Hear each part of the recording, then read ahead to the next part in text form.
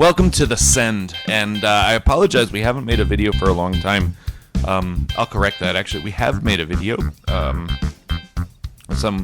couple great interviews, but we've had some technical difficulties. So while we're working on that, we will get those interviews up as soon as we can.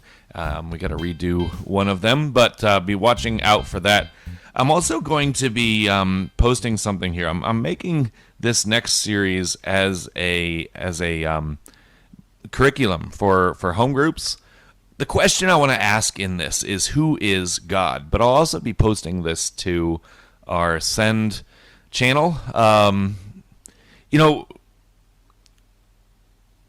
We start this way. There's a famous talk show in America, or there was a famous talk show in America, and an equally famous actress, when she was being interviewed on that talk show, stood up and before the whole crowd and before the audience of millions on television declared, "I am God." Her belief was that everybody has the divine in them, that we all have part of this godness in us, and that we can do what God does if we think hard enough, if we're positive enough, if we speak the right words. Boy, am I glad she's wrong. I mean, think about it.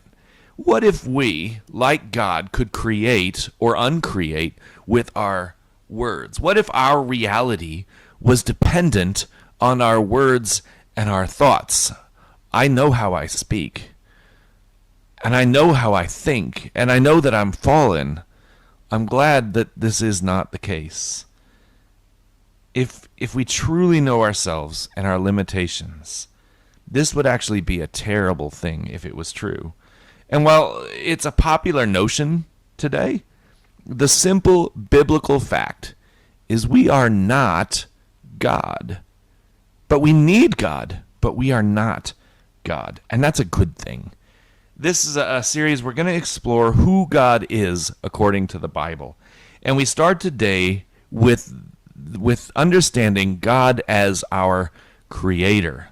And this is so important to understand, that God has the power to create, but only God. The New Age belief espoused by the person I mentioned before is that man has the power to speak or to think things into existence. And again, this is a New Age belief. This is not a biblical thing. And it puts man as an equal to God, as a co-creator, as a co-operator to God. And while it, again, may be very popular, it's actually espoused by many claiming even to be Christians. We know that this is not the case because it's not in the Bible. Imagine if it were. Paul would have broken down the walls of every prison that he was in with his thoughts, right? Simply by thinking it or positively speaking it. The apostles who lived simple lives, they walked everywhere they went. They would have visualized and positively confessed chariots to take them places, right? John, exiled on the island of Patmos, he could have spoken into existence a boat so that he could get off that island and go do ministry back on the mainland. Instead of thinking that they could do this on their own, they relied on the Creator, on the God of Israel, who scriptures show us over and over and over is the only creator. They relied on his will and his sovereignty. And why not? Like, why do we fight against this sometimes? Like, this notion that we are not God. And I think part of it is because we don't actually understand who God is. If we understand who he is, we understand why he's God. Let's look at Genesis chapter 1, which starts by saying, "In the beginning, God created the heavens and the earth." And as we read along, there's an order there that displays the sheer genius of God. First, starting with nothing, void. Void in verse 1 means there is nothing. God says in the midst of that, let there be light. This is the first thing that he does, because nothing else can happen without that. Plants can't grow. Animals can't live. All the laws of nature, those that rely on light and heat, they don't exist. So by starting with light, he brings that all into place before he begins to create the ground of the earth or the seas. Next, he doesn't go straight to creating the land. He creates the atmosphere, a pocket in space to keep his creation safe. This is one of the things that makes Earth unique in creation, is its atmosphere. It's able to support life, which is different from other planets. And not only that, there's actually another layer beyond that protects us from asteroids. I won't get too far into that. Then, once he's established this, then he can create land and the waters. He can create plants and the sun and the stars. I won't keep going, as you can see my point. There is a reason that he is the creator and not us. Everything he created is done with an intricacy and a care that no human has ever been able to match. We have never been able to create anything as complex as the systems of this world, or anything as complex as the human body, or even an animal body. We've not worked out how to do that.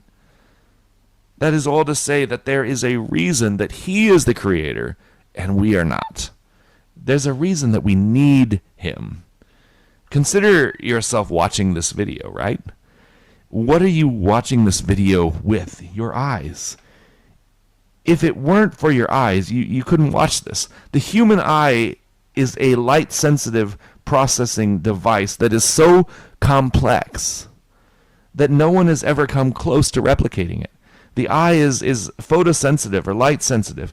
The complexity of the eye makes it impossible to have been formed by random chance, let alone to be able to be formed by one of us.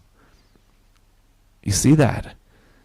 There's a reason that he is the creator and not us. And so we get to what the psalmist said in Psalm 19:1, that the heavens and all creation proclaim his handiwork. So we know from creation that God is all-knowing. We see that in what we just talked about, in how complex his creation is. But what else does his creation tell us about God? Nehemiah 9:6 says this. It says that God preserves all of his creation. You see, God could have just left it at creation, but he didn't. We see that he continues to sustain us. He didn't just create us and leave us, but he sustains us.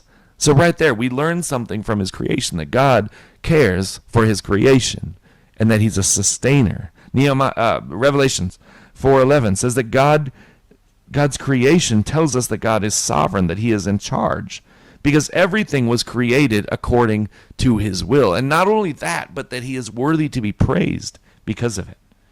Jeremiah 32:17 says that in light of creation, we see that nothing is too difficult for God. And so we see through creation that God is all powerful. And see, we're none of those things.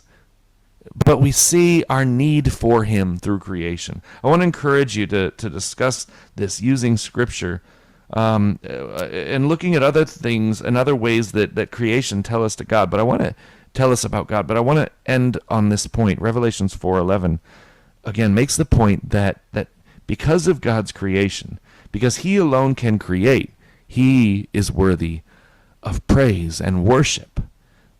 This is a point made by David in the Psalms as well, numerous times. And this separates us again from God. It shows us that he is above us. He is above all things, that he is creator. Because we aren't worthy to be worshipped or praised, but he is, because of what he's done, and we can see it through his creation.